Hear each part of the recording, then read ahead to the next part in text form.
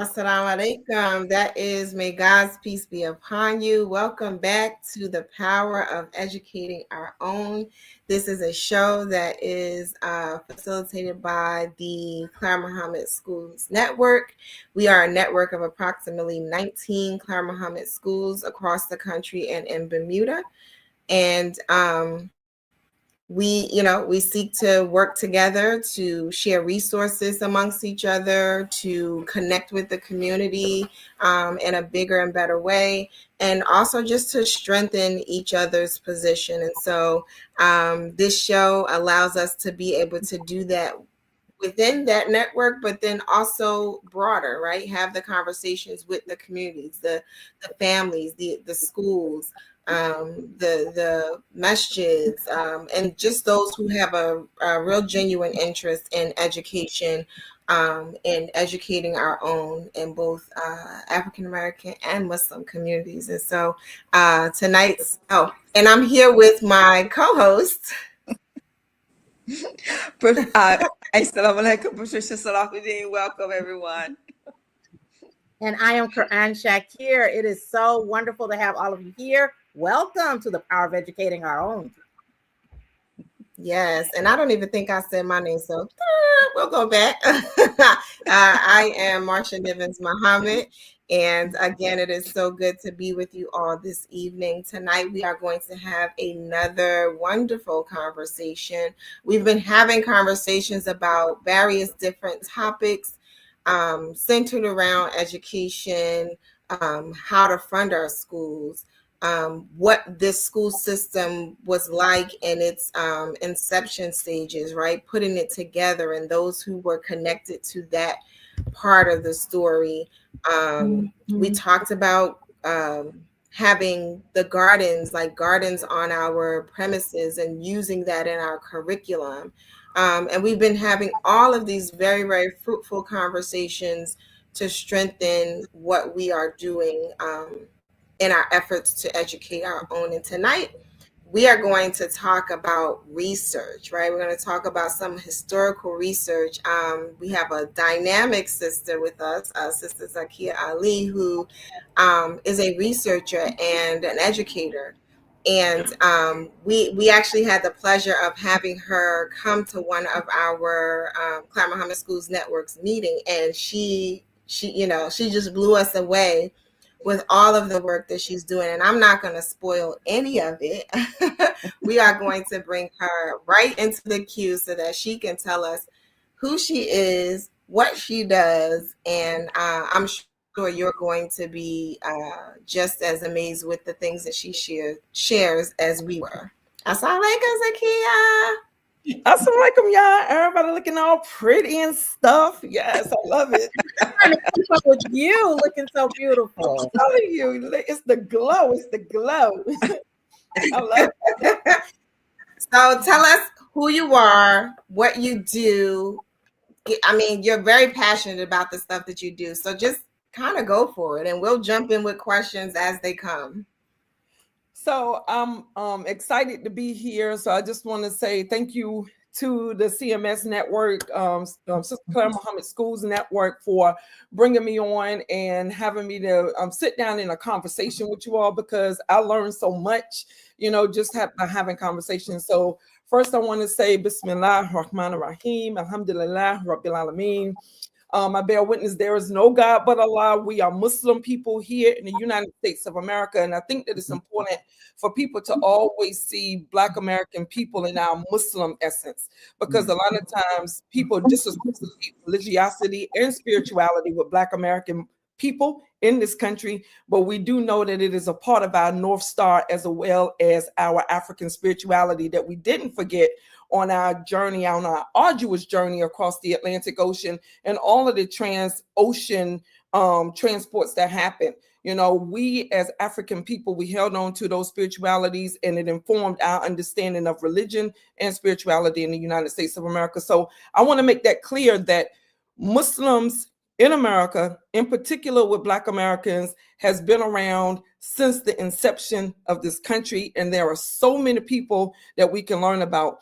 And oftentimes we think that there were not Muslims in the Civil War. There were. We think that there were not Muslims during the colonial period. There were. We think that there were not Muslims who were on the front line fighting during Jim Crow. There were. So it's important for us to recognize the Black American narrative also in the establishment of Islam here in the United States of America. So I wanted to get that out. I am a very proud Southern girl and the granddaughter and the great-granddaughter of my grandparents who were sharecroppers, farmers, and landowners from Alabama, Coffee County, Chancellor, Alabama. And I think it's always important for us to put our ancestors' names inside of these spaces.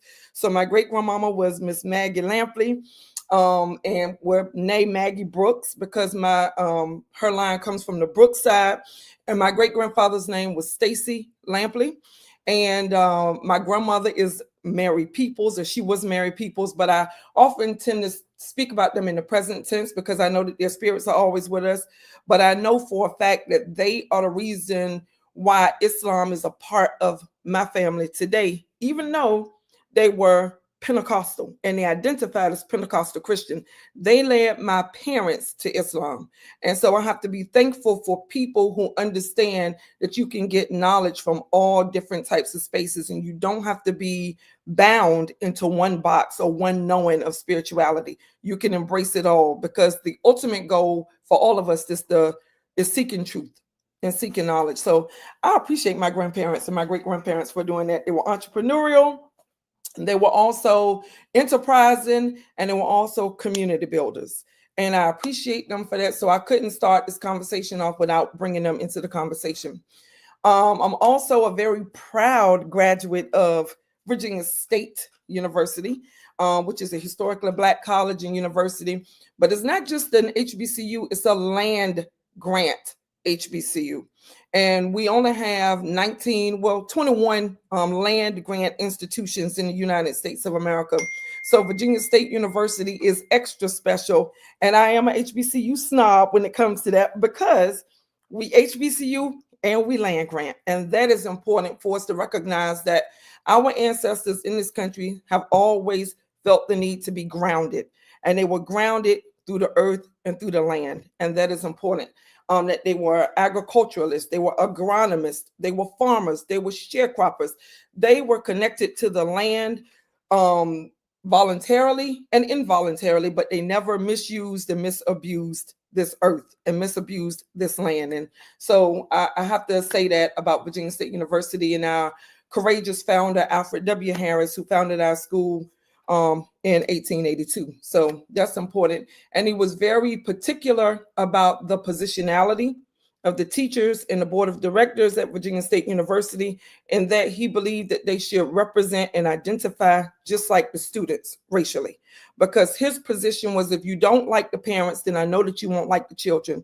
And so your job is to come here and facilitate knowledge to people that you like, that you feel some kind of kinship and affinity to. And if you don't, then you're not going to treat our children well. And that was courageous to be doing that in the 1880s, you know, less than 20 years out of the Civil War and out of, the enslavement, but also just recognizing that this is the foundation that this particular HBCU is going to have. And I'm also in the School of Education at Howard University in my educational leadership and policy studies doctoral program. So I'm really excited about that. I'm on my way out. For whatever reason, I'm going out kicking and screaming, but I'm going to be out soon, inshallah. So y'all just keep me in dua to get out.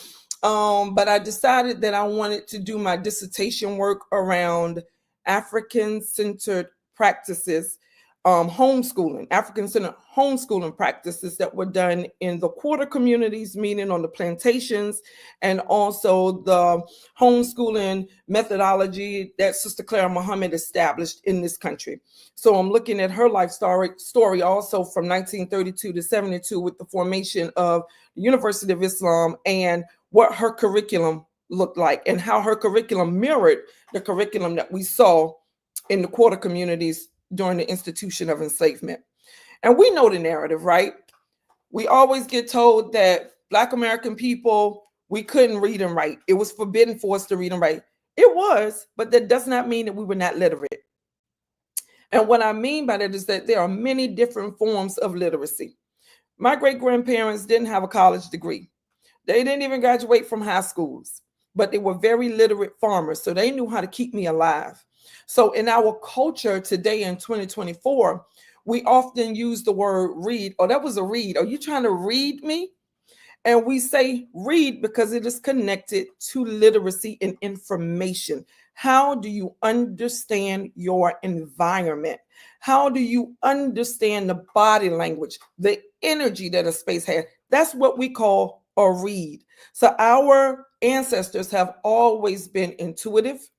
They have always had information.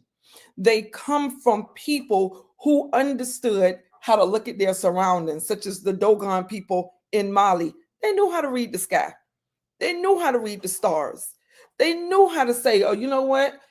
I think that a comet is about to come. They knew how to do all of those things. So when we come to the United States involuntarily, not all of us, obviously, but when we come to the United States involuntarily, a large majority of us enslaved, we don't come across those waters as blank slates. And too long in teacher prep programs and in schools of education, we have been taught as teachers that students come in with this tabula rasa, meaning this blank slate. But we know that everybody walks into a space with knowledge.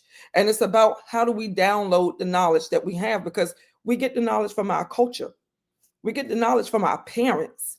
Our mothers are our first teachers, because as we grow inside of the wombs of our parents, of our moms, and whatever is happening in the environment, the baby is taking that information in too. So we are not coming into the world as blank slates. And oftentimes, we hold on to that like it's somebody else's job to pour into us what we already came into the space knowing. So if y'all haven't picked up on that already, I am a permanently licensed social studies teacher, 7 through 12. So my career was spent in the New York City Department of Education, teaching high school students social studies, global history, U.S. history, economics, anything dealing with social studies, which is one of the widest fields in education. That's where I spent my time working with who I call my forever never former students, because they're forever with me. I love them. I still talk to a great majority today. And so that's my background. So I'm an educator, and an educator in the formal sense, but also an educator in the non-formal sense. So I believe that I can learn in all spaces. So I'm like Mary Peak, who used to teach contraband or prisoners of war, Black American prisoners of war in Hampton under the oak tree, when there was no Hampton University. But her teaching of these prisoners of war and these children of these prisoners of war underneath an oak tree said, we can learn in any environment. But what is going to happen is that you're going to learn, so we can't use the excuse that, oh, I don't have a brick and mortar, I don't have 4 walls. We got a tree. We got the ground. The sky is the roof, and everything around us, those are our walls, and we can learn in those spaces. So the topic that I want to talk about today is what you all gave me, which is researching and knowing our stories, but I want to approach it similar to the way that we look at, or how the NCAA is looking at sports. And so even though the NCAA is using the acronym NIL to mean something else, I adopted it or reimagined what NIL can mean for Black communities, and how we must learn our stories, teach our stories, and research. So I'm going to start my slide. It's very short, my slide presentation right now. So the title that I created, and look at Sister Clara Mohammed with her cute stuff. The title that I came up with is NIL, Why Learning Black History is a Sport and Not a Game. And the subtitle is Researching and Knowing Our Stories Through Niche, Interest, and Location. So I'm going to talk a little bit more about all 3 of those different areas. What's the niche, what's the interest, and what's the location? So I'll progress the slide and then just share a little bit more about why I think those 3 areas are extremely important when it comes down to researching our stories and knowing ourselves. So the agenda, like I said, is to talk about these three different areas, because sometimes when we think about learning history, if we don't have a start in place, it can seem overwhelming. We can also get angry and we can say, dang, how come nobody ever taught me this when I was growing up? But the thing about it is that we should all be seeking knowledge from the cradle to the grave. So because you didn't get it in primary school, because you didn't get it in secondary school, because you didn't get it in higher education, it doesn't mean that the learning has to stop. It just means that you have to readjust and do it yourself, and we have always been do it yourself people, right? So I just wanted to define each one of these terms as I see them and as I use them and as I'm using them in this presentation. So when I say niche, what is some people might ask you, well, what's your niche? Or what's your niche? Especially when we see this world of entrepreneurs happening on social media and you thinking about creating a quote unquote digital product, right? They'll ask you, well, what is it? What's your niche? So a niche is a special place of belonging, a space in which a person feels ownership. If we are talking about Black American history and Black history across the board in this country, we have to have a sense of ownership of that. These are our stories to tell. These are our people to highlight. This is our history to own, because it's all going to come down to perspective, right? Until you get the evidence, one side versus the other side. But we should be telling our own stories instead of waiting for permission to be able to tell our stories. So not too long ago, of course, we had the big flare up when it came down to the College Board. And the College Board and this AP African American history, and looking at states like Florida and looking at states like Texas, who decided that they don't want to teach Black history in the classroom. And now we look at the United States of America, where Black history is under attack. And so we see progressive places like some of the African American churches in Florida who are using their weekends to teach African American history. We have Sister Clara Mohammed schools that are teaching our children African American history in small microcosms in these small places. So it's important for us to understand, when you approach, how do I research Black history? How do I begin to research telling my story? Think about what your niche is. For me, I love stories, and it's going to go into interest, but I love stories about enslavement. I love the antebellum period. I also love studying about Jim Crow. Some people might be like, oh, how can you want to study those periods? They were so violent. They were so barbaric. Yeah, they were. They were very violent and they were very barbaric when you look at it through the eyes of the people who were committing the atrocities. But when you actually personalize the people who experienced those atrocities, they were a lot more than just enslaved people. They were creating vaccines. They were creating food, clothing. They were telling stories. They were showing us how to be griots. They were showing us how to become landowners. They were showing us how to be courageous warriors like Nat Turner, who was only 31 years old. But history makes us think that he was a 70-year-old man. He was only 31, a young man. So you start to say, well, how is it that a young man can have all of that courage? So thinking about your niche is important. So this time period is really what interests me. And so when you have an interest, it means wanting, needing, and yearning to know something. I want to know what the lives were like for people who gave so much and received so little or nothing for me to be here. So I'm interested in that group because I believe they gave so much and got very little, if we think about it in the material sense. But if we think about it in the spiritual essence, if we think about it in the genealogical essence, they lived so I could live.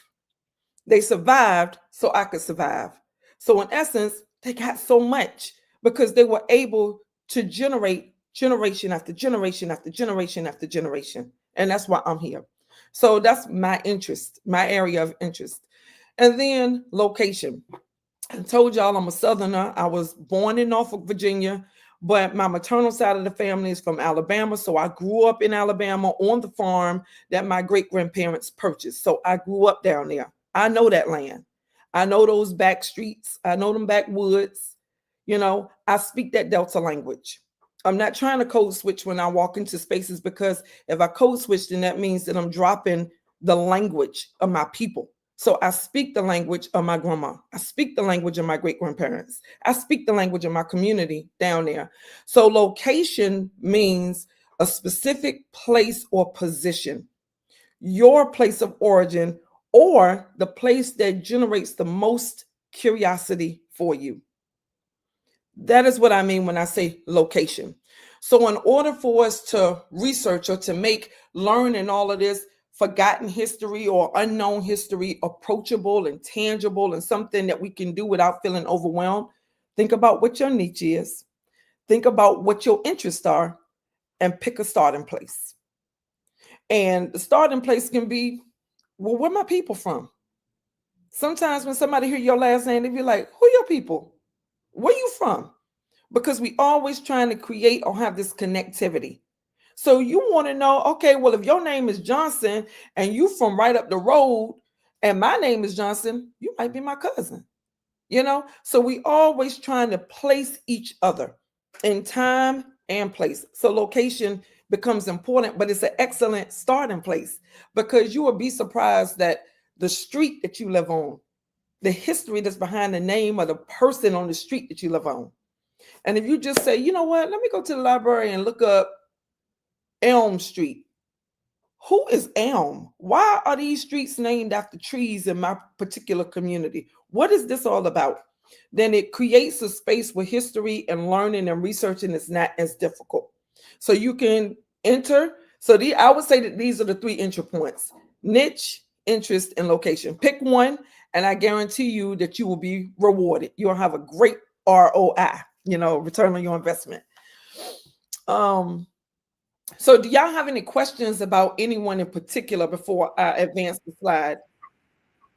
Or do y'all have any questions? So no questions about anything in particular, but I think it's just I love your passion about what you do, right? Like it exudes through the screen, and this is like the second time me seeing you present what you do, and I'm just like, she loves it. I can tell she loves it, and it's a beautiful thing to watch. I also just wanted to do a quick station identification. You are watching The Power of Educating Our Own. Tonight's guest is Sister Zakia Ali, and we are discussing history. We're discussing education, and we're having a grand old time just watching her unravel all of this from the work that she does. And I'm sure she'll get into the project that she's working on, so we can find a little bit more about that. But I just wanted to identify some people who are joining us thus far. So we have Brother Darryl Mohammed, who's with us. He says, Assalamu alaikum. I'm Darryl Mohammed, and he's a history teacher. So I'm sure he's over there excited as well. We have, I don't know, JICAD, Jihad. I'm going to do Jihadi because I think there's another I at the end. Who says, peace, beautiful queens. And so thank you for joining us, brother. We have Brother Anthony Abdul-Haq, who has been consistent joining us for The Power of Educating Our Own. So thank you so much for coming back, Brother Anthony. And we have Alice Lam in the United States, again, consistent viewer. So thank you for coming back and being with us. We also have Masjid W.D. Mohammed, and they give their salams as well. And so, continue to take us through, unless there's some other question, unless there's a question that came up for my co-host. We'll let you keep rolling. Okay. So I'm gonna go to we'll move forward. So I'll put this picture in here. I should have did a little trivia question because I love trivia, but this is Sister Gwendolyn Brooks, and she was so powerful. And of course, I'm partial because her birthday is the day after my birthday, June 7th, and I'm June 6th. And so, I'm always rooting for the Geminis. Hey, Geminis, ow. But she wrote a poem about one of our, just an amazing ancestor, Paul Robeson. So she wrote this poem about Paul Robeson, and at the end of the poem, she closes it out with the quote that I put on the screen. We are each other's harvest. We are each other's business. We are each other's magnitude and bond. When we research about ourselves, we are saying that I am my brother's and my sister's keeper. We are each other's business. We are each other's harvest. Can you imagine how, just think about the beauty of that. We are each other's harvest. When I read this poem, I think I was in high school when I read Gwendolyn Brooks, this poem in particular.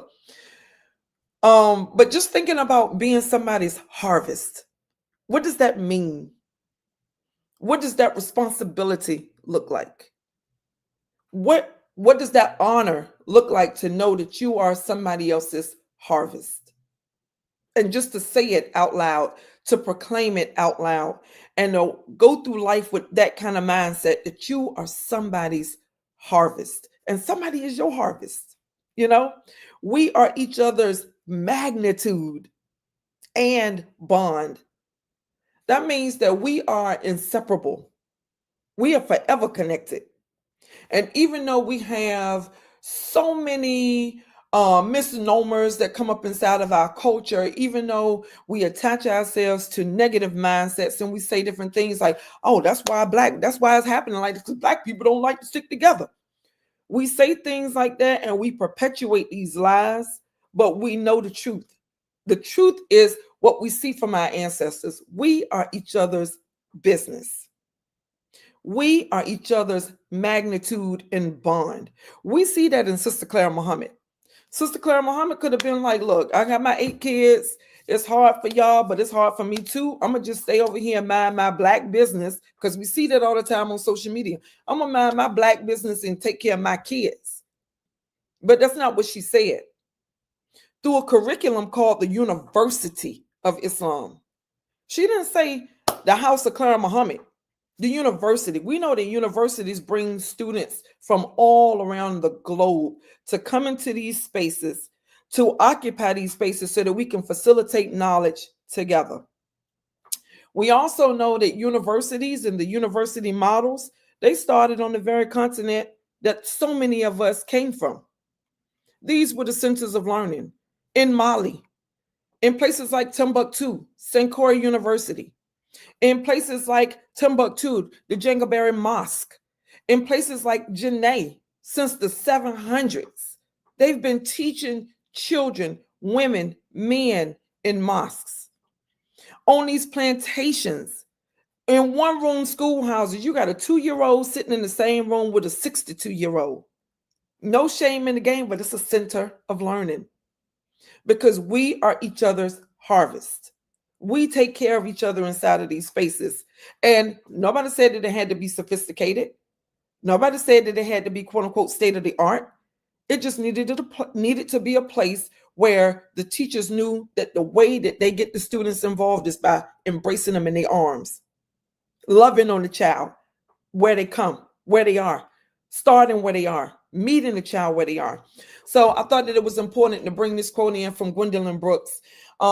She was born in Kansas, Topeka, Kansas, to be exact. And since we are talking about education, I felt that it was very apropos for her to be in this conversation. It was like she was saying, y'all got to put my name in this conversation too, because she was born in Topeka, Kansas in 1917. But we know Topeka, Kansas has an indelible mark inside of our history because of the Brown versus Board of Education landmark court case that was established on the campus of Howard University, but it was in Topeka, Kansas. So it's the Brown versus Board of Education case of Topeka in 1954. This is where Gwendolyn Brooks is from. So that gives you some idea of the framework or the environment that she was coming out of for her to be able to say, we are each other's harvest.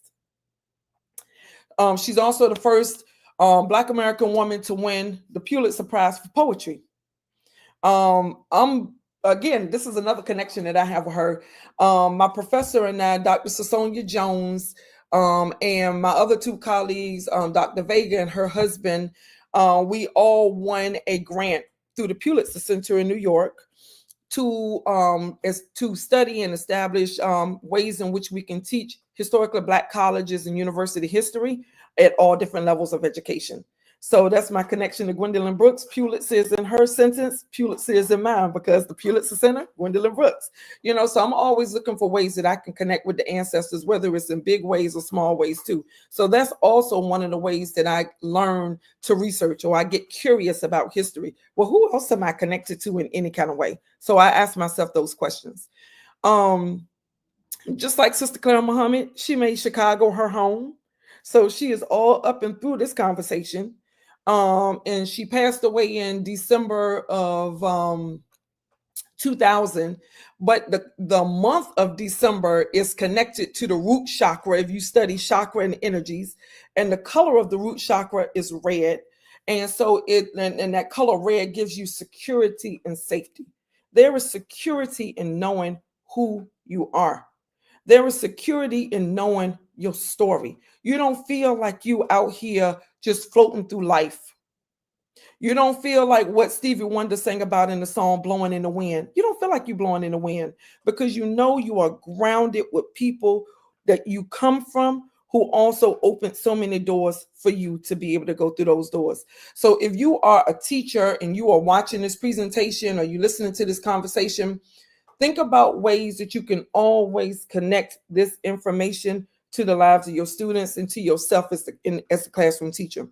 I always say that I'm the best anecdote that the students can have in the classroom, because I don't know everything, and the students know that I don't know everything, but I do show them how I go about learning some of the things that I know, because students sometimes say, oh my gosh, Miss Ali, how do you know all of this stuff?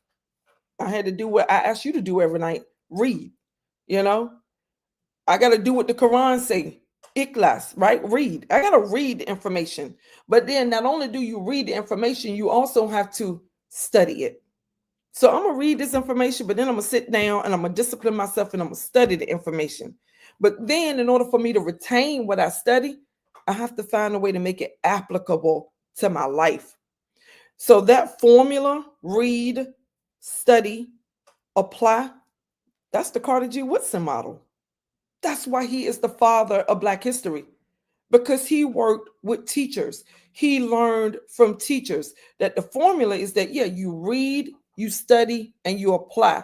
So then when we have Black History Month, the month he chose in February, he said, okay, we'll use every February as our month to review everything we have learned all year long. We're not going to necessarily start learning in Black History Month, but we're going to download everything that we learned all year long. Now, if you starting to learn during Black History Month, look, we're with that too. How can we meet you where you are? How can we support you? If this is your starting point, your entry point, so be it.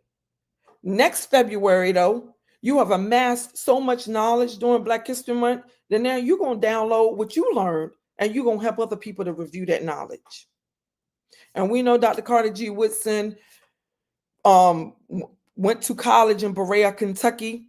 He didn't even start learning until he was 21 years old. And his uncles taught him. He was homeschooled by his uncles. Most of the time when we think about learning, we think about women. Carter G. Woodson had uncles. And he wrote on everything. He traveled the world. He was a principal in the Philippines. We never talk about his global work. And we know about the miseducation of the Negro, but he also wrote about the education of the Negro before he even started talking about the miseducation. And then he wrote a book about the Black churches, or the Black religion of the Negro. So Dr. Carter G. Woodson was all up and through every single thing that had anything to do with Black people in the United States of America, because he did not think that we were inferior. He did not have a deficit mindset. He knew who we were, and he wanted us to know who we were. And he also told us a thing or two about public education, that the moment our children walk into these school spaces, the idea of inferiority is already beat into our children. The moment they walk into the classroom, the teacher never has to write anything on the board. walking into the classroom and feeling othered, walking into the building and feeling like a criminal, when you have to go through scanning and metal detectors and being not told or not saying, oh, come on this side, but being yelled at, shouted at, get over here, get on this side, take your belt off, talking to people first thing in the morning like they don't deserve softness, they don't deserve love, they don't deserve care. So Dr. Carter G. Woodson let us know this information. He also taught where? At Howard University. And if you come to DC, you can always go visit his museum. You can always go to O Street and visit the statue that's sitting there with Dr. Carter G. Woodson. And it's just so much history that he left behind as an ancestor, right? So if you don't know who Gwendolyn Brooks is, go read her poem, Paul Robeson. That's an excellent place to start. We know Paul Robeson, he was a phenomenal ancestor also. So I'm dropping these names in the chat or, in the proverbial chat so that you can start your own journey and go look up their stories and not just limit yourself to the popular part of their lives, but go into the archives. And that's the next thing that I want to talk about in a few minutes. So in the beginning, in the opening slide, I said that researching and learning Black history is a sport, not a game. And I'm making a distinction between this because of the way that we use each one of these words inside of our culture and inside of our cultural idioms. So what is a sport? Clearly, a sport is a physical and mental activity that involves competition. But oftentimes we think that we have to be in competition with other people, but it isn't the case. We're in competition with ourselves. How can I learn more today than I learned yesterday or than I knew yesterday? So it involves competition and procedural rules. So every sport has rules. So if you're playing basketball, we know that if you shoot the basket above the 3-point line, then the basket is worth 2 points. If you go behind the 3-point line, then you get, of course, your 3 points. If somebody foul you, then of course you're going to go to the free throw line. Those are the rules, the foul line, right? Games, on the other hand, a game, it can be fun and it can be manipulative. It also involves physicality and mental jousting, but it does not always involve the use of static rules. That's why we can look at people and be like, look, don't play games with me. Because the minute that you start to learn the game, what happens? The rules change. So if we go back, let's just use Jim Crow. As a matter of fact, let's use Jim Crow, but let's start with Ida B. Wells, right? We know Ida B. Wells was a anti-lynching crusader. That's how she's listed, right? Before she was an anti-lynching crusader, she was a daughter. She had brothers and sisters. Her parents passed away. She was an HBCU student. She was teaching her brothers and sisters because they needed to learn. And she became a teacher herself, and she transitioned from education into journalism. So one of the things that she did is she said, yo, look, y'all gonna play games with me? I'm gonna play games with you. Because every time when we get ahead, y'all change the rules of the game. And so what she did is she said, okay, if y'all gonna change the rules of the game, then I'm gonna use your game with you. And so she took the stories that white people wrote in the white press, and she used those stories against them, and they called her a liar. And so she would say things like, well, if I lied and I took this directly from the white press, then that must make you a liar too. Because this is what you wrote. I didn't write this. And so looking at how people used information, how people disseminated information was one way that Ida B. Wells learned how to understand this game.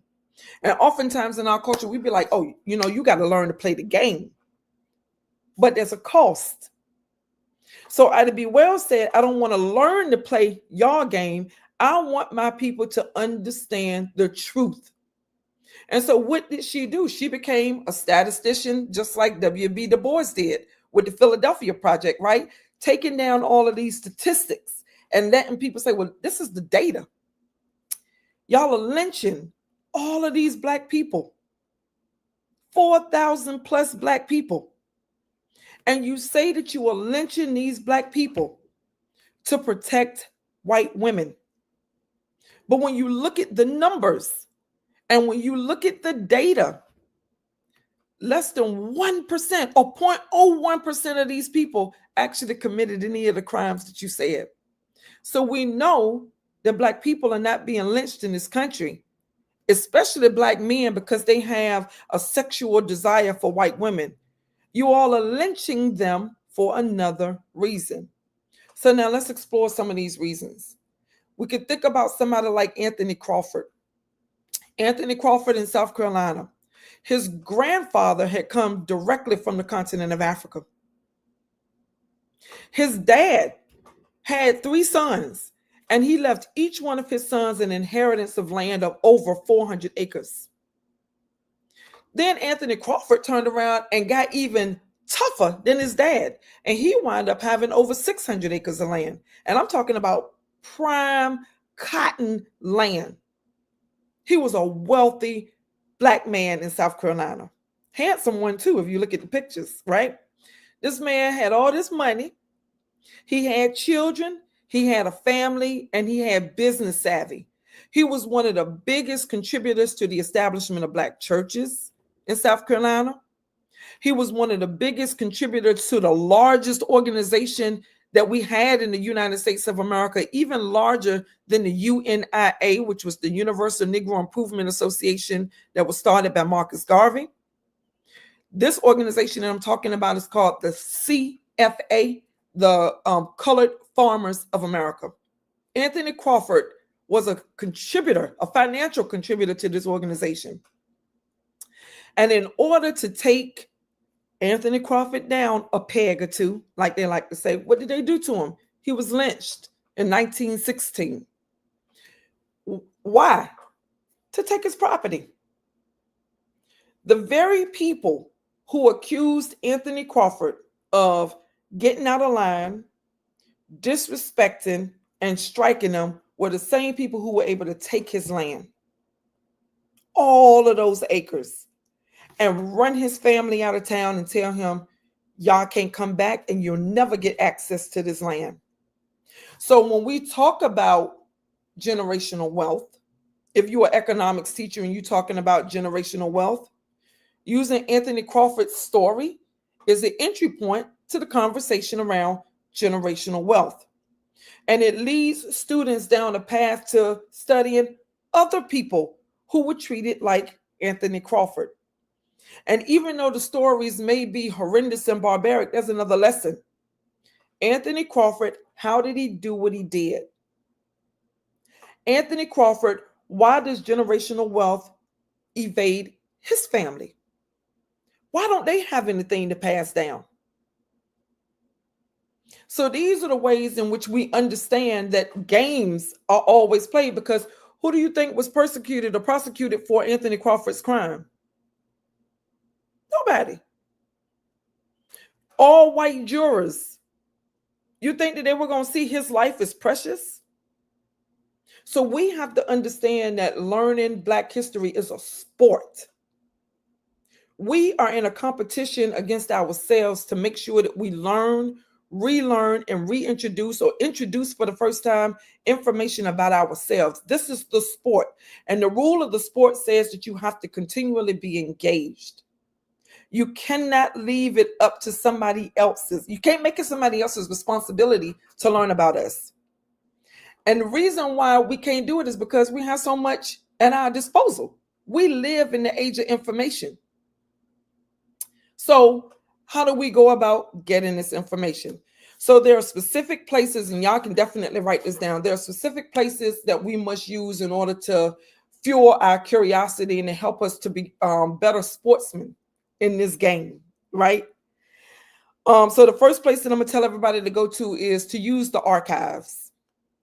2 of the largest repositories of Black history in the United States of America are the Moreland Spingarn Research Center that is at Howard University. It is the largest repository. So you can go to the Moreland Spingarn Research Center, MOORLAND, Spingarn, Ingararn. So go to the Moreland Spingarn, go online to howard.edu and then type in Moreland Spingarn, and you can actually access the digital archives. But it's nice when you go into the physical place and you go into those boxes and you touch the paper, you touch the books. So the Moreland Spingarn Research Center, in this research center, you can also access the Black press, because Ida B. Wells, she utilized the white press, but it was newspapers like The Crisis that documented every time a Black person was lynched so that we could get another side of the story. So the archives, Moreland Spingarn, the Black press, we got a grant at Howard where the Black newspapers are being digitized at Howard University. So that's an excellent place to start reading.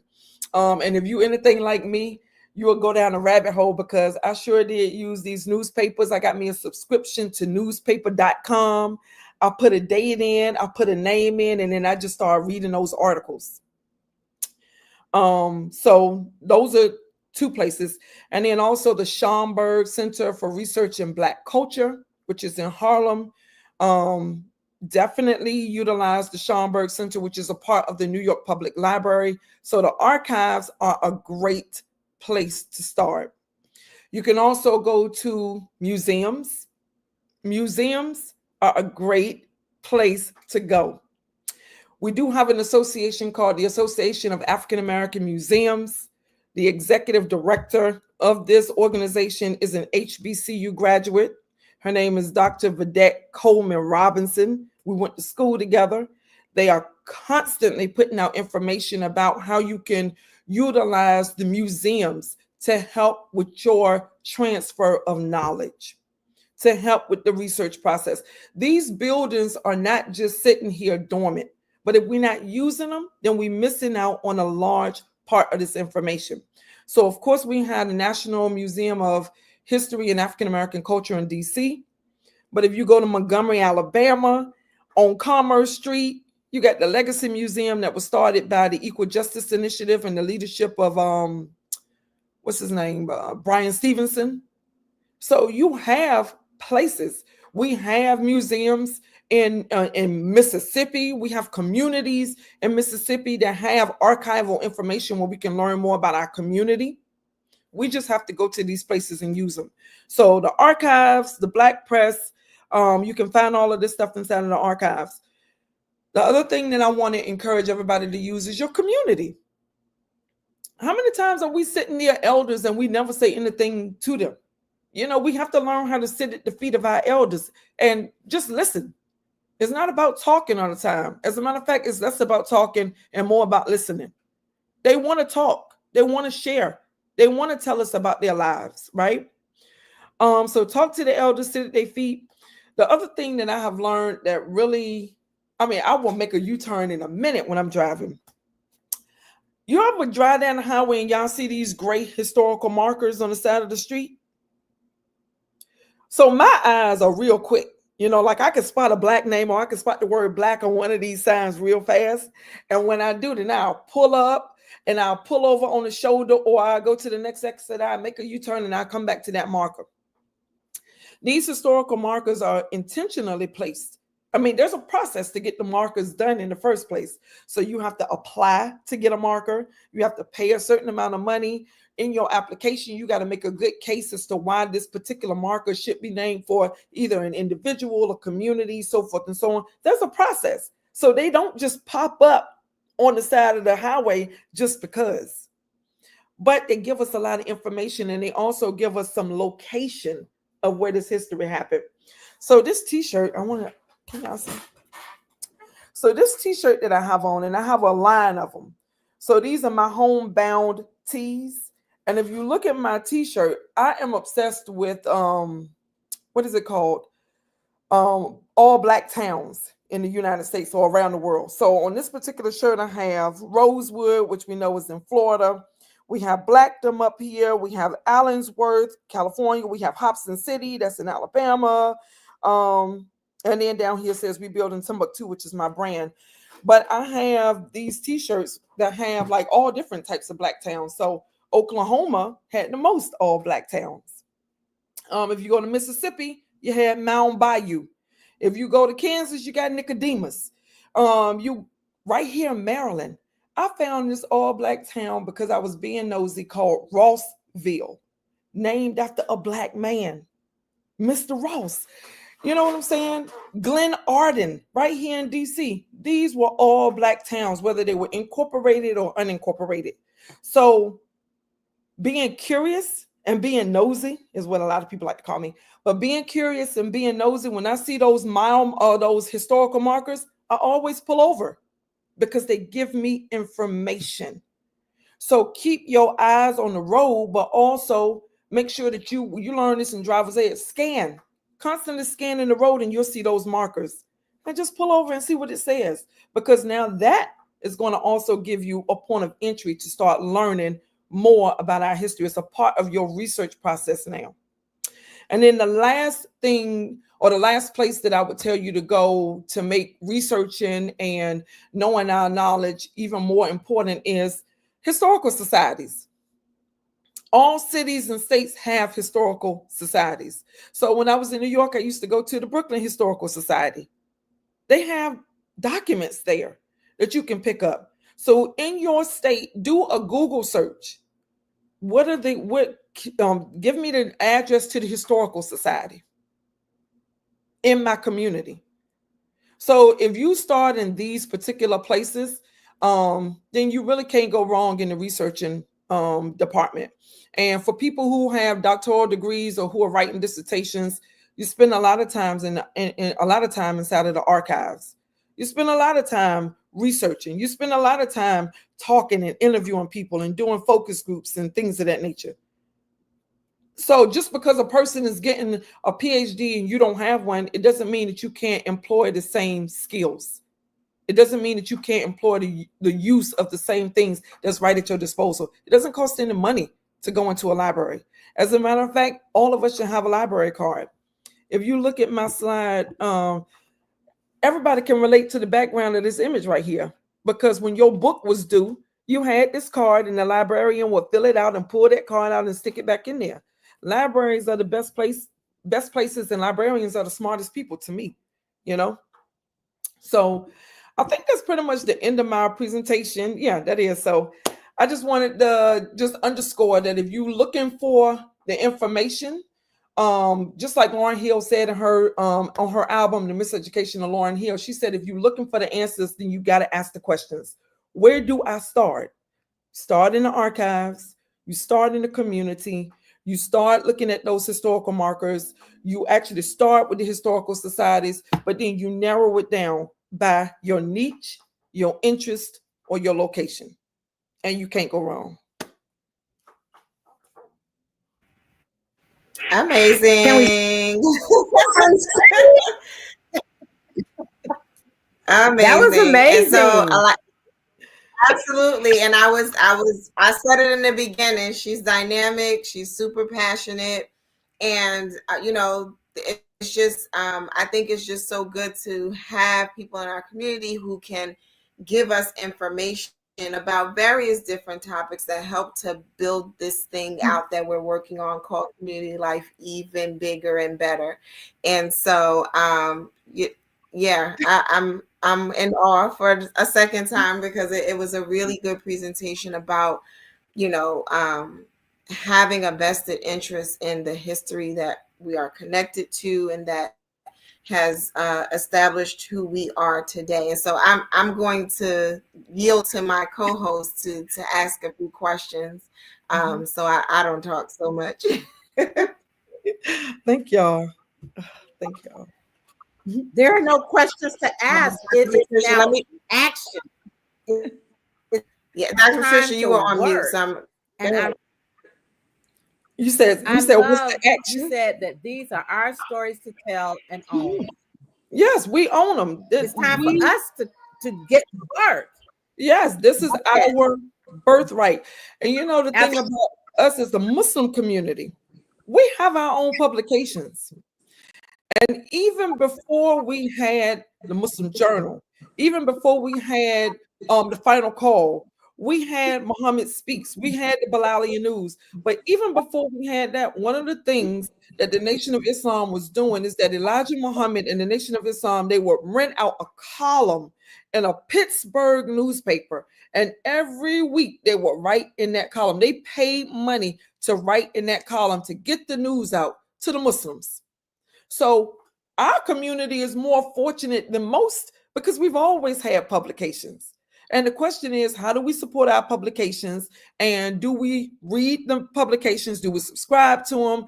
Are they in our libraries at these institutions? Are they in HBCU libraries? Are they at PWI libraries? Why are the Muslim Journal, Mohammed Speaks, Bilali News? How come these newspapers aren't in the archives? And if they are, kudos to the school. But if they are not, why not? Because our community has always been literate people. We have always said you have to write the information down. Our people have always been literate people. Where did we keep the record of the family? In the Bible. So when you see these old Bibles, if you go to trade shows and stuff, that Bible is telling the story of a family. The other place that I didn't mention, and I probably should have mentioned this, is going to Black cemeteries. Headstones tell stories. You find one member of a family and you go through that Black cemetery, you find the rest of the members of that family. And then you ask yourself, well, what's the history of this particular African burial ground? Because this United States is covered in African burial grounds. Who are the people? Not all of them are going to have headstones. A lot of them are in very poor conditions. But you can still go and find the ones that are being kept up. And if it is one that's in poor condition, this is a call to action that a history teacher can do with your students. Find out who is in charge of that particular burial ground. Take the students out there and let that be a part of y'all community service, or just to give back to the ancestors and clean these spaces up and keep them trimmed so people will be interested in wanting to go and see who were these people who actually walked in this space. So cemeteries, I think I'm obsessed with everything Black, man. But these cemeteries, I love them. I go to them all the time. Thank you, Sister Zakia. We are so fortunate. We're so blessed to have you who's obsessed with. We love your obsession because we benefit from your obsession. And mashallah, alhamdulillah. I just want to, say that, ask, what would be your suggestion for a teacher who is in one of our schools? Because, you mentioned that, we got to teach our own children, right? Mm-hmm. We have to do it. And then there's some places across the country, churches are doing it, but we do have our own schools. Right. So what advice would you give to administrators and teachers of the Clara Muhammad school system in terms of teaching this history? What advice would you have for us? So what I would say is that, for one, if the CMS is called a network, then it needs to be a network. Networks function because people talk, because people know what all of the schools should know what the other school is doing.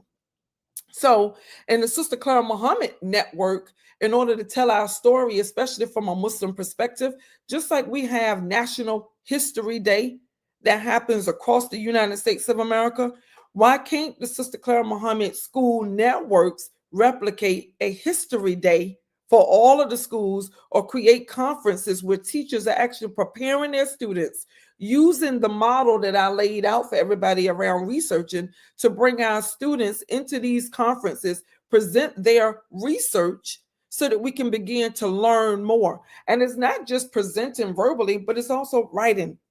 Our students should understand and know what researching is. It's not just pulling out your phone. As a matter of fact, it's least about pulling out your phone and doing a Google search. Researching means that you understand who the sources are. Where is this coming from? Who wrote this? What time period is it coming from? Who are you giving credit to when you actually talk about who this person is? That's what researching entails. And our students they should understand how to do those things. They should understand how to tell our stories through citations. Where did I get this information from? Does the Negro need separate schools? Yeah, we do need separate schools. Who said we did? Dr. W.B. Du Bois. He wrote an essay about it in 1935. And he laid out the argument why Black children need separate schools. But he also said, now, if you're going to make a Black school and it's just going to be a replication of a white one, you can say that. Ain't nobody trying to hear that. Oh, Lord. Can y'all see me? We can still see you. Oh, my gosh, I can't see y'all because somebody started calling my phone. Well, while you figure that out, because hopefully you can hear us. I'm back. Oh, okay. Go ahead. You can continue. Go ahead. Oh no, so that's all I was saying. So the only thing that I want to say is that there is nothing new under the sun. So any Muslim teacher in the Sister Clara Mohammed network, for one, you can reach out to me. And I will respond back to you. What's the sister name in Altadena? Sister Ali. What's her first name? In Mississippi? No, in California. Aziza Ali. Sister Aziza. Yeah, Sister Aziza. Yes.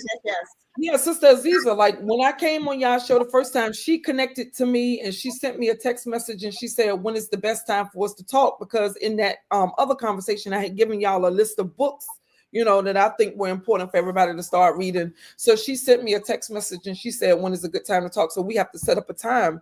But the Muslims and the teachers and the administrators and Sister Clara Mohammed schools have to talk.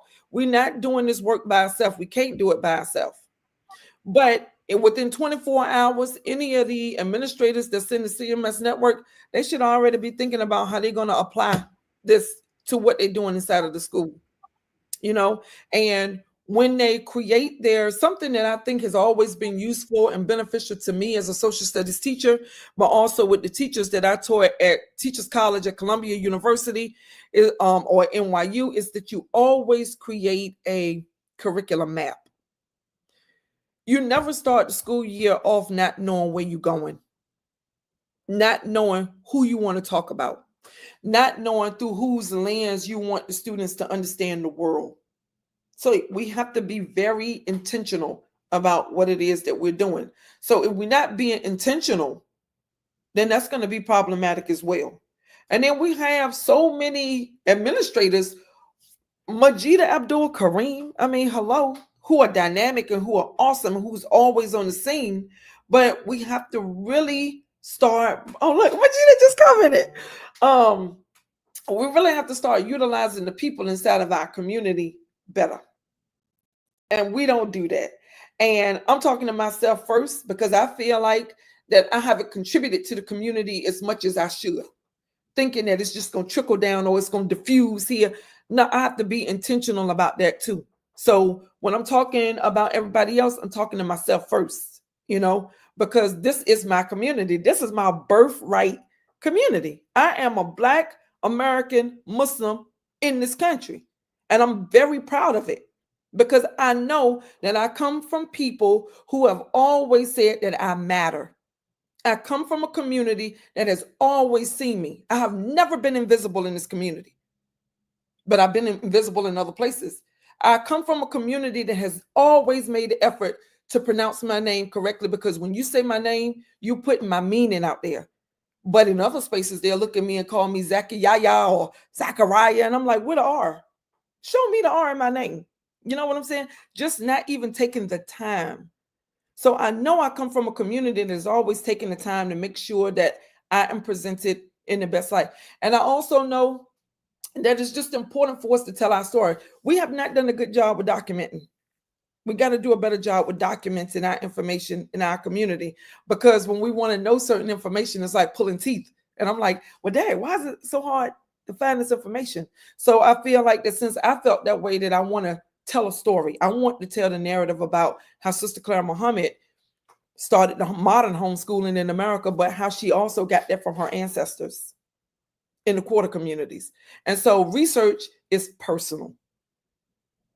It is a personal journey, the things that you want to research, the questions that you want to ask. And once you dig into those archives, once you read these stories, you present the question, but the history, the data, the archives, the artifacts are going to give you the answer. You're not going to be able to create the answer. The information, the data is going to give you the answer that you're looking for. And that's what is important.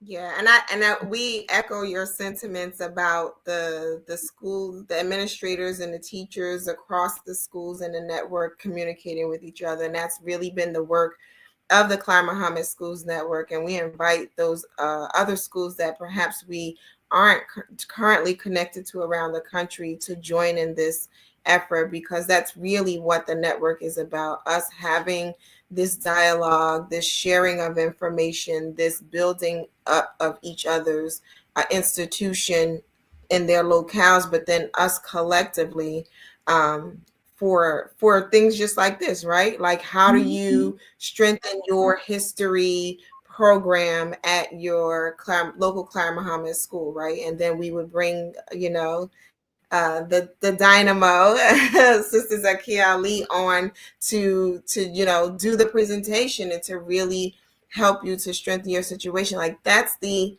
idea behind the network, is for us to be able to share in that way. And so, we could probably do this all night, because like I said, this is so passionate about what she does. But I think we would be remiss if we didn't give you an opportunity to tell us about your Timbuktu project.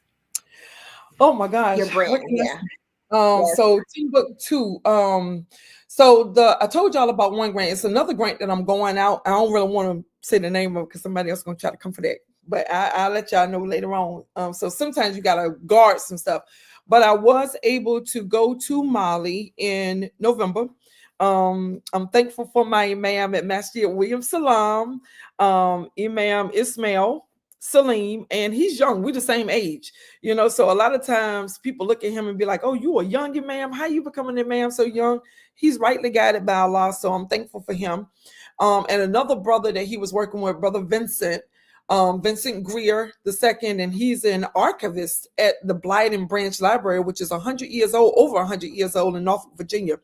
So they went to Mali first. And the whole purpose of them going to Mali first was because they went over there to establish a sister city with Janae and Norfolk, Virginia. So that's what they're doing. So they invited me to come, and they also invited my uncle, Brother Kareem, to come along on this trip. And the reason why I was invited to come along on this trip is because for the past 20 years, I have been teaching about Mali. I'm a social studies teacher. So I have been teaching about all of the empires in Mali. And when I was teaching about the empires in Mali, I grew this, I don't want to use this word over and over, but I did grow an obsession with Mali. And, and what made me look at them differently than all of the other kingdoms that I was teaching and studying is that I realized that Mansa Musa is the wealthiest person who walked on this planet.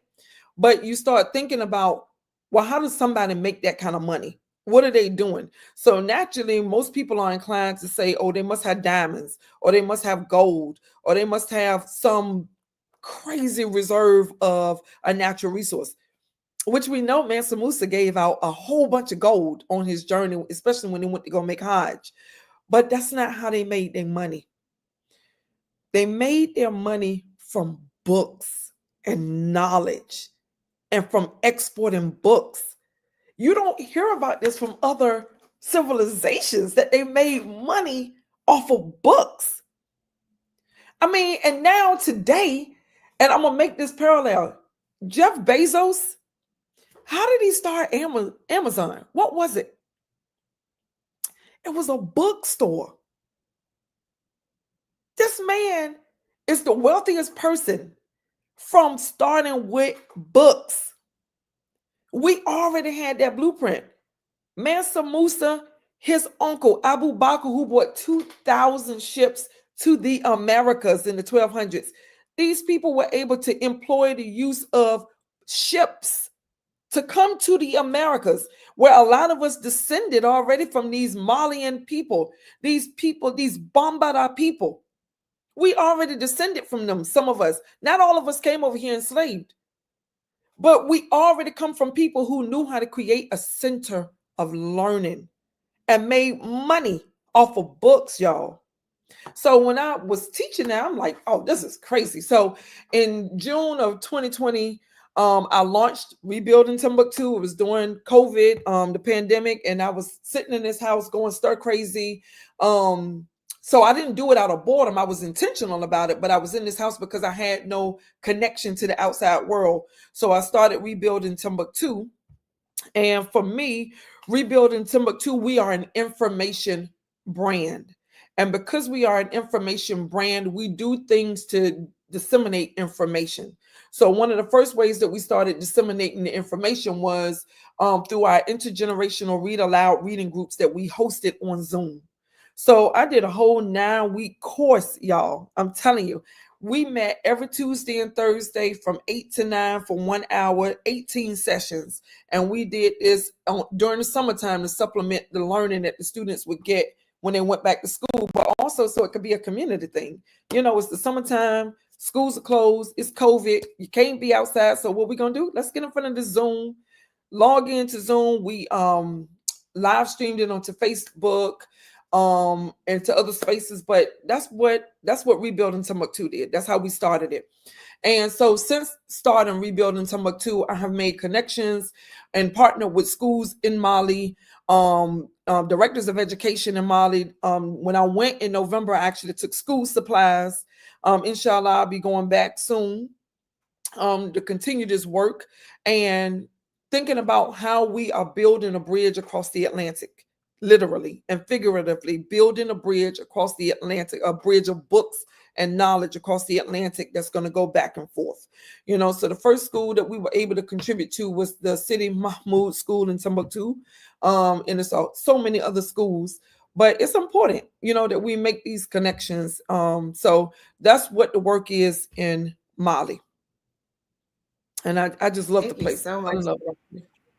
Mm-hmm. Yes. And so I just wanted to give you a moment to tell us about that because we had learned about it privately, and I thought it was important that those who are listening and viewing also got a chance to learn about your effort in that regard. And so as we bring this conversation to a close, you know, I don't know if there are any other questions from my co-host, but I also just wanted to give you a chance to leave us with some last few words if you had any. We do have just a few other comments from our viewers. Sister Manaima Bilal Shaka says, outstanding information. Thank you, sister.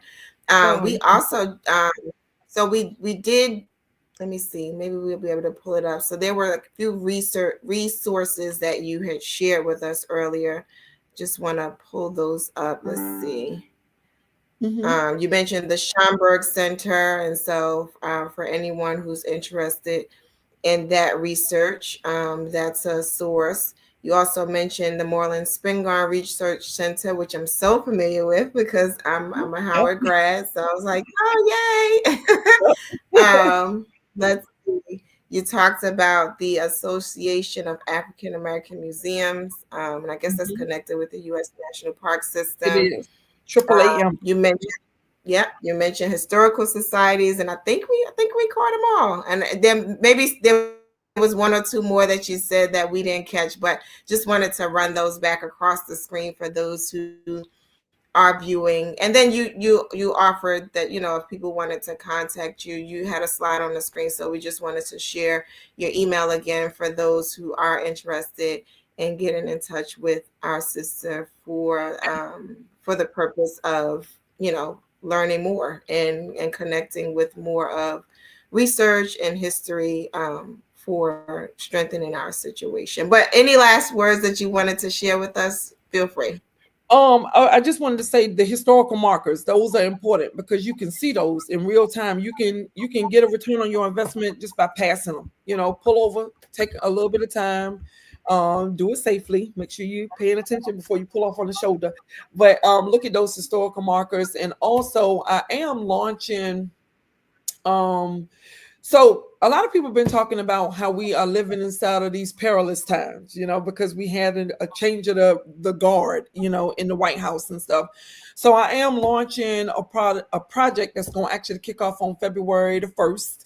And it's weekly information about how Black people in the United States of America dealt with difficult times, economically, socially, and politically. So that information will be going out, and y'all also can reach out to me on my on the email. And if you want one of these shirts, I have them in different colors, and they also represent different towns. So I'll launch all of that, or I'll send it to y'all, and y'all can put it on the CMS network if anybody is interested. And you can also email me, and you can buy it through my store, like my Etsy store, my Shopify store. So yep, I keep y'all posted on everything that's happening, and I'm just thankful that y'all invited me to be here. And I love seeing all of the sisters on the screen.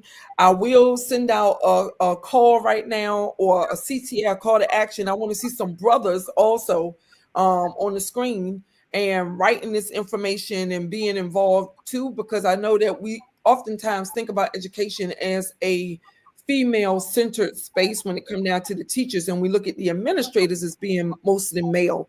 But I think that this is a shared effort between all of us to do this work, to make sure that we are telling our stories, and that we are telling our stories inclusively of one another, because we know that our ancestors told us that we need each other, and we are members of sororities, we're members of fraternities, we HBCU graduates, we PWI graduates. We are in all of these spaces, and there's no reason why we don't know our stories and why we're not constantly bringing new information to one another. So I want to say thank y'all for that. I also have to take just 1 minute and do a quick moment of silence for my Aunt Peaches. And if you know anything about the name Peaches, it's something that people in the Black communities, everybody got an Aunt Peaches or Uncle Junebug or somebody. So may Allah have mercy on my Aunt Peaches' soul. She passed away. She was a phenomenal woman. And she was, for me, the historian of my family, because she told me and taught me so many things about my daddy, who was her younger brother. So to me, I look at her as the griot, because she transferred knowledge to me, and she did it with a smile. She always looked, like my grandma would say, put together. She had her makeup done. She looked cute every time she talked to me. And that's what we're supposed to do in our communities. Talk to the people who are in your family, who's the historian, so that you can learn the information and you can pass it on. Excellent, excellent, excellent. Thank you again so much for gracing us with your presence. This has been an amazing show, learning about the work that you do, but also just an encouragement for us to do that deep dive into history and to bring that alive in the classroom for our children, and at home, right? Because I mean, when we talk about the various different things on this show, yes, we are talking about it for the purpose of educating our own in the classroom, but that education is so far beyond the classroom. You talked about growing up on the farm and being connected to all of the rich history that you're connected to, and that's a learning experience as well. So we thank you for bringing that to us today. I want to give my co-host just a second if they had any last questions. I didn't want to skip over that. I did see a comment or two from our viewers before we close out. Brother Darrell said, Omar Ibn Said, scholar, forced into slavery in Charleston, South Carolina, identity escaped to Fayetteville, North Carolina, and he wrote the opening chapter of the Holy Quran on the wall in the jail, and the jailer was shocked. So that's some history that he's sharing with us. And if anyone else wants to throw a quick question or a quick piece of information in the comments, feel free. But I'm going to give my co-host a chance to give us some closing remarks as well. I want to thank you again, Sister. Thank you so much. Sister Karen. And then I just want our audience to know that this Sister Zakia's work is kicking off a series that we're going to do on the same kind of subject with different perspectives. So you have laid a wonderful foundation and a wonderful playbook for us, since we're talking about sports. Wonderful playbook for us to really use in telling our story and preserving what's in our families, in our communities, and that historical perspective. Thank you so much. Okay, come on with the connection to the sports. I'm loving it. Yes. uh, Sister Zakia, I ditto what Sister Quran has just said, and the only thing that I can add to this is a dua for you. I want to say that we are so grateful to Allah for you, and that we pray that Allah will continue to bless you with that curiosity, that desire for knowledge, and the willingness to share with us, because we benefit from what you're doing. And we give praise and thanks to Allah for you, and may Allah continue to bless you and guide you and protect you. Oh, Amen. yeah. Amen. Y'all are awesome, and I'm only here because y'all invited me. And Majida, I gotta say her name because Majida connected me to you, Dr. Patricia. Mhm. And you know how we rock and roll already, Dr. Patricia. So we gonna be talking a lot. And then of course, Marsha, now we getting ready. So if you were paying attention and y'all are out there, we having the WD Muhammad 50 celebration. Is gonna be happening this August the 1st to the 3rd in Philadelphia at Masjid Allah in Philadelphia during kicking off Black August, which is another month that is very important to Black history in the United States of America, but not just Black history, the Haitian Revolution, August, Black August. There's so many things that started to take place in the month of August, and we have to start learning. Marcus Garvey, who was just recently pardoned, his birthday is in August. The Nat Turner Rebellion, August 21st, August. So August is a very potent month. So we are kicking off the month of August with the Imam W.D. Muhammad 50th celebration. So go on our Instagram. We have more information coming out, but that's what Marsha and I have been working on. So listen, we got a lot of things in the fire, but we're working. And Imam W.D. Muhammad is our number one priority. So a lot of people say that you need to have wealth and you need to buy a house, but you still have to be educated on how to do those things. So education is our number one priority. Absolutely. And we couldn't have ended it out any better. This has been the power of educating our own. Tonight's guest was Sister Zakia Ali, and we talked everything history and education. You can watch this replay on Facebook and YouTube. And we ask that you come back and see us next week. This show broadcasts every Sunday at 7 p.m. on Facebook and on YouTube. And although AM 360 is no longer a part of our broadcasting network of where this is being streamed, we will have some updated information for you for how you can catch us on other platforms besides Facebook and YouTube. But Sister Zakia, again, we thank you so much for being with us, and until next time, assalamu alaikum. Assalamu alaikum, y'all. Thank y'all so much. Sister Clara Mohammed, a Black Muslim woman from Macon, Georgia, was an extraordinary leader and pioneer. Her contributions, especially in the development of Islamic education in America, paved the way for thousands of Muslim families to take ownership of their children's future, starting at a time when homeschooling was illegal in the United States. She eventually established a network of schools that was later named Sister Clara Mohammed Schools in her honor by her late son, Imam Warith Din Muhammad, rahimahullah. Sister Clara Mohammed helped to establish the important role women had in early Muslim American history and was an inspiration to future generations of leaders. Without her, there would not have been a nation of Islam, or the unique Sunni Muslim community that evolved from it, one that was acutely aware of the concerns and aspirations of women. May Allah have mercy on Sister Clara Mohammed.